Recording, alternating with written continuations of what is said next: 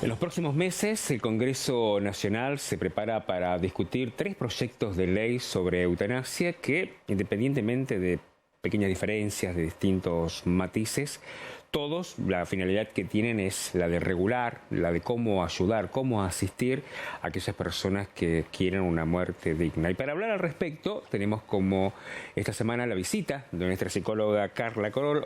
Carla, ¿cómo te va? Gracias por la visita. Gracias. Y bueno, es un tema, la eutanasia, que bueno, por ahí en la Argentina despierta un poco de inquietud, sí, considerando que hay una ley de muerte digna. Sí, pero la ley de eutanasia era una ley pendiente, realmente. Un poco, ¿cómo serán los proyectos de esto basados en nuestra experiencia en otros países? Bueno, en realidad el primer país que lo planteó ya lo planteó hace 20 años. Imagínate que fueron los Países Bajos, ya bastante adelantados.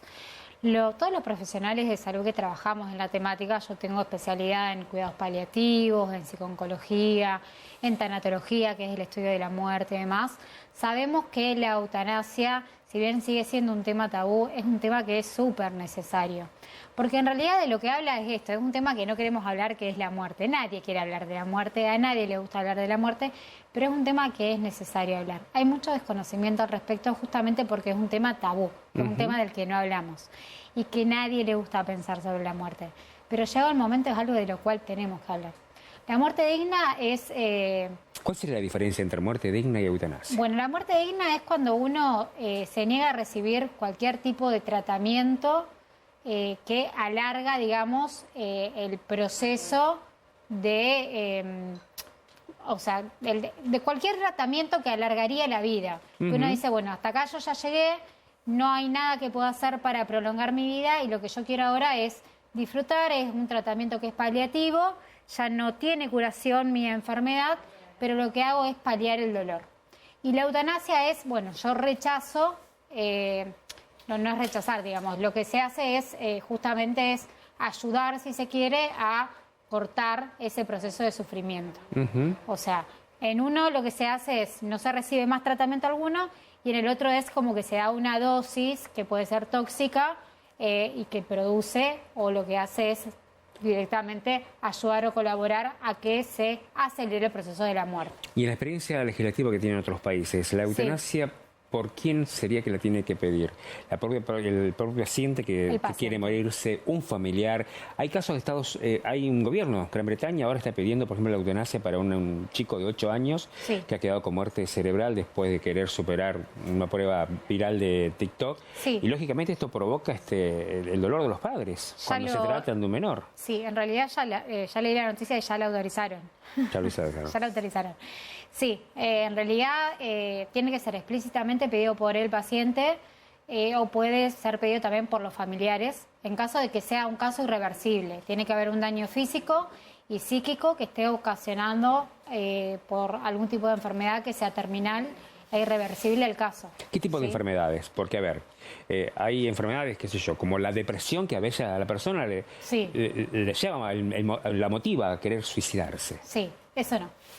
Eso es lo que pasa mucho y que se confunde mucho porque entonces por ahí sale mucha gente a hablar sin saber y decir, bueno, entonces yo leía por ahí en las redes sociales que se dan muchas confusiones y decía, bueno, entonces la gente entonces que se quiere suicidar va a pedir la eutanasia o la gente que es mayor van a querer dar la eutanasia, como si uno va al médico y te prescribimos eutanasia. No, no es así, digamos. Tiene que haber un montón de características y además para que se prescriba la eutanasia se tiene que pasar, digamos, por todo un perfil, todo un análisis que realmente corrobore que la persona está apta para poder recibir eso. Y los médicos también, al igual que el aborto, pueden objetar conciencia. Eso es lo que se va a tratar los próximos días en el Congreso, que ojalá que salga, que si no salga ahora, esperemos que salga más adelante, porque, a ver, es una materia que está pendiente y que realmente lo necesitamos. Así como salió la ley del aborto, todos los que tratamos con pacientes en fin de vida sabemos que es sumamente necesario. ¿Es muy resistido esto en los profesionales médicos y psicólogos a la eutanasia? No, en los pacientes que trabajamos con fin de vida la verdad que no. Sí es resistido en otros en otros tipos de médicos, puede haber en otros tipos de profesionales, pero realmente yo creo que los médicos, más allá del juramento hipocrático que hacen, que es salvar la vida humana, saben que corremos una carrera que es imposible, que nunca le vamos a ganar la muerte. Nosotros sabemos que la etapa de vida del ser humano es el nacimiento, la vida y la muerte. No vamos a ganarle nunca la muerte. Pero a la vez tenemos que pensar que si nosotros tenemos una enfermedad que es incurable, intratable, degenerativa, que causa un montón de sufrimiento, la persona tiene que tener la capacidad o el poder de decidir sobre su cuerpo y sobre si quiere resistir ese tratamiento, y si no tiene ningún tipo de capacidad, no tiene cura, no tiene tratamiento, va a sufrir un montón. Realmente yo quiero esta vida. Los familiares que ven cómo se va deteriorando la persona, que ve que no se puede hacer nada al respecto, quieren pasar también por eso si la persona le está pidiendo por favor quiero morir, porque a veces también lo que yo veo cuando he tratado con pacientes en fin de vida es que la familia, por una cuestión también un poco egoísta, quiere que se quede, porque, no sé, es mi mamá, es mi papá, es mi hermano y lo amo y quiero que se quede, pero vamos viendo cómo se van apagando de a poquito y cómo cada vez están más flacos, más deteriorados y cómo sufren y cómo cada vez se tiene que ir achicando la cantidad de horas para darle el rescate de morfina o de cualquier tipo de medicamento para el dolor. Entonces, y desde tu difícil. experiencia, de tu campo de acción, Sí. ¿cómo es el trabajo psicológico que hay que hacer con esa persona que está sufriendo en vida y con los familiares? Es muy difícil, es muy complicado. Bueno, yo creo que así empezó mi camino de cómo es mi faceta como psicóloga, que es mucho más humana que tal vez de otro, porque a mí en la facultad a mí me enseñaron que tiene que haber una distancia terapéutica y demás.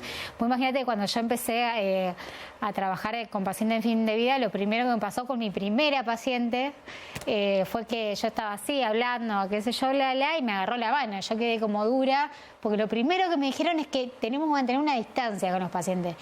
Y yo ahí entendí que en realidad esa distancia no existe, porque lo que necesitan los pacientes son otra cosa. O sea, a veces yo iba con mis pacientes en fin de vida y lo que teníamos para hacer era que, bueno, nos quedamos agarrados de la mano o no podíamos trabajar porque tenía mucho dolor, pero estaban mal porque, por ejemplo, los pacientes oncológicos, bueno, como somos las mujeres con el pelo, perdían el pelo, entonces se sentían mal, tenían autoestima baja y tal vez la terapia consistía en que yo iba, las maquillaba, las hacía sentir un poco mejor. Es otro tipo de tratamiento que se hace. Es un tratamiento mucho más humano, de otro tipo de cercanía. A veces no podían hablar, pero me quedaba ahí con ellos, acompañándolos en silencio. Es muy difícil y es muy difícil ver cómo se van deteriorando.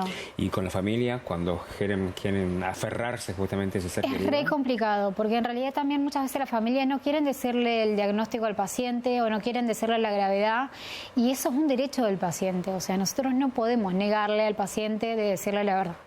Entonces es como que hay que trabajar un montón con la familia, porque después el paciente te dice, por ejemplo, che, venís vos. Porque por lo general en los tratamientos paliativos uno va al domicilio, ya no se puede movilizar al paciente, ¿no? Entonces el paciente se da cuenta y te dice, venís vos, viene el médico, viene la enfermera, viene el kinesiólogo, pero yo no me siento mejor, yo cada vez me siento peor. Entonces, ¿qué está pasando? Y vos estás como, y vos le preguntaste a tu familia, ¿qué es lo que está pasando? Y es como que la familia también se aferra mucho y es un sufrimiento que como de nunca acabar, o por ahí me ha pasado que decir, bueno, no, pero no hay que darle, no le quiero dar más morfina porque no, porque ya le di hace un rato, y vos decís, pero está sufriendo un montón, digamos. Por favor, tenés que también trabajar con la familia. Vos le tenés que dar, tenés que hablar. ¿Qué te dijo el médico? Que si estaba sufriendo le tenés que dar. Bueno, pero no quiero darle porque no, que aguanta un poquito. Y vos estás como, no tiene que aguantar. Realmente está sufriendo. Entonces también es trabajar con la familia. Es un trabajo en conjunto. Y a veces cuando vos vas y el paciente está muy dormido, te quedás ahí también hablando con la familia y acompañando a la familia. Porque la familia también sufre un montón. Entender que esa persona no va a estar más. Entender que hay que convivir con la ausencia de esa persona que no están más, que comprender que va a haber un vacío ahí, que van a sufrir, que entonces es muy complicado. Y yo también para eso trajo un libro que es muy bueno, por ¿sí? Último, acá a ver si lo puede, no sé cuál es mi cámara. Alguna lectura que nos pueda acá un poco está echar luz al tema. Esta es mi cámara. Este libro, que se llama Permiso para Morir, lo sacó Intramed, que es una red de médicos, y está escrito por médicos y por pacientes, que habla justamente de un montón de casos de eutanasia. No de eutanasia, perdón, porque no sé, la eutanasia ya sabemos que no está permitida, pero en muchos casos de médicos y pacientes que han sufrido mucho y que han buscado, digamos, herramientas como para poder alcanzar un final, y se llama Permiso para Morir, cuando el fin no encuentra su final, justamente, de pacientes que han querido llegar al final y que los médicos han acompañado hasta donde han podido y que han querido poder ayudarlos a que puedan alcanzar su final, pero como no hay leyes que regulan, no podemos hacer nada para acompañarlos. Claro. Y sabemos que es necesario, por eso es tan necesario. La gente por ahí no lo comprende y piensa que realmente nosotros, no sé, somos unos asesinos, que queremos buscar la muerte, que no nos interesa, pero a ver, seguimos... hay una cuestión transversal que sigue siendo, digamos, la cuestión religiosa en este país, porque, digamos, el país es católico, estamos regidos por esto, y nosotros tenemos que entender, más allá de todo, si nosotros nos regimos por una cuestión de religiosidad, que existe también el libre albedrío y que tenemos que entender que cada uno tiene que tener el poder de decidir sobre su cuerpo, sobre su salud, y que es súper necesaria esta ley, porque si nosotros nos hiciéramos la simple pregunta, si mañana me toca a mí, o si le toca a alguien que amo, ¿qué es lo que me gustaría que pase conmigo? O sea, si mañana yo tengo un accidente y quedo en un estado vegetativo, ¿qué es lo que me gustaría que pase conmigo? ¿Estar 20 años en coma? ¿Qué es lo que me gustaría que pase si tengo una enfermedad que es totalmente degenerativa, como puede llegar a ser el ELA, donde hay un tratamiento, pero claro, igual voy a ir cada vez degenerándome más, donde voy a sufrir dolores terribles y demás? ¿Y qué clase de vida? O sea, ¿dónde queda la dignidad de la persona? Porque son cosas muy, muy difíciles de llevar. Bueno, Carla, seguramente en un próximo encuentro podríamos llegar a estar hablando de muerte digna o de eutanasia, de acuerdo al tratamiento que se haga esto en el Congreso Nacional. Sí, totalmente. Y que no lo confundan tampoco con lo que es el suicidio asistido, porque, a ver, una cosa es la muerte digna, donde el paciente se niega a cualquier tratamiento, que eso ya lo tenemos y ya existe. Ahora vamos por la eutanasia, que es que los médicos ayuden y colaboren para que el paciente se pueda ir rodeado de sus familiares, y no tenga que pasar por todo este sufrimiento de dejar todo de lado y que no pueda hacer nada, sino que, bueno, pueda recibir una dosis adecuada y puede rodearse de sus seres queridos.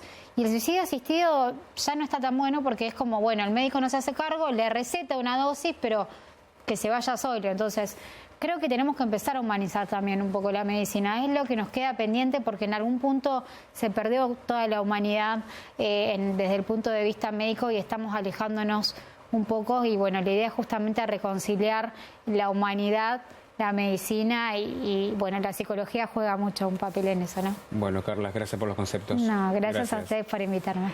Carla Corol, psicóloga, en esta visita, en esta edición de Telefe Noticias. Pausa, ya volvemos.